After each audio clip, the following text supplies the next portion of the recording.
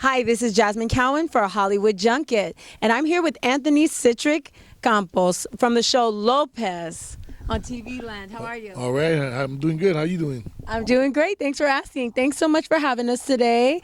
My first question for you is, on the show, your character Manolo gets released from prison and George Lopez gets out of his Vegas show. Is there any changes that we can expect in the characters' lives in this next season? Basically, just it goes into depth, more on everybody's character. Everybody has like their own little storyline. My character Manolo, of course, goes back to school to get his GED because that's part of my conditional release. I have to go back and get my GED and better myself. So that said, as we go into the season, I'm getting bullied at school, so we're dealing with bully issues but eventually I figure it out how to deal with them, and George also tries to help me out with it. Oh, wow, that's awesome. So your character, yes, it's very deep into all the characters. Do you have anything in common with Manolo?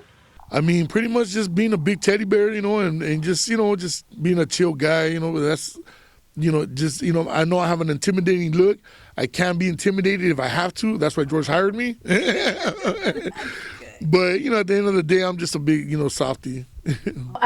A uniting theme between the characters is second chances. Can you expound a little bit upon that? Like, does that make the show special?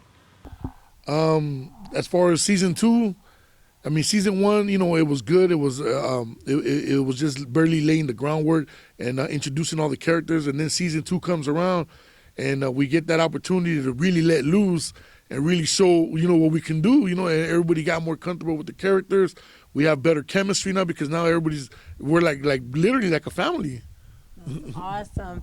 And so I heard that you're a musician by the name of Big Citric. Yeah. And so I just want to know, can we expect to hear any of your music on the show? Yes, actually on season 1, we had a lot of songs that we put out as Pueblo Cafe. That's the name of the group, and produced by my boy Vic Damone. And also on season 2, now we take it a little bit more deeper, where I get to actually do a little quick set on one of the episodes. And of course we have the funny, talented Lunel, the comedian. She's in that episode. She's in like through half the season. She plays my teacher, my school teacher. And so she's in that scene too, and it's comedy. It's funny. It sounds funny. And so I heard you got your start as well in background work, which is a little known part of the industry where people are in the background walking around, And so how did you get discovered in the background in like a sea of people? See, here's the thing.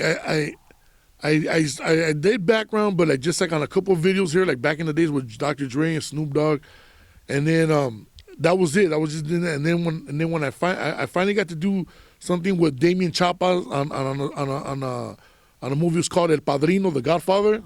And also had Tiny Lester in there, and a couple other actors. Emilio Rivera was in there, and then that was the last thing I had did. And then one day we were getting ready to go on tour, and I get a call that they were casting for a Mike Judge movie.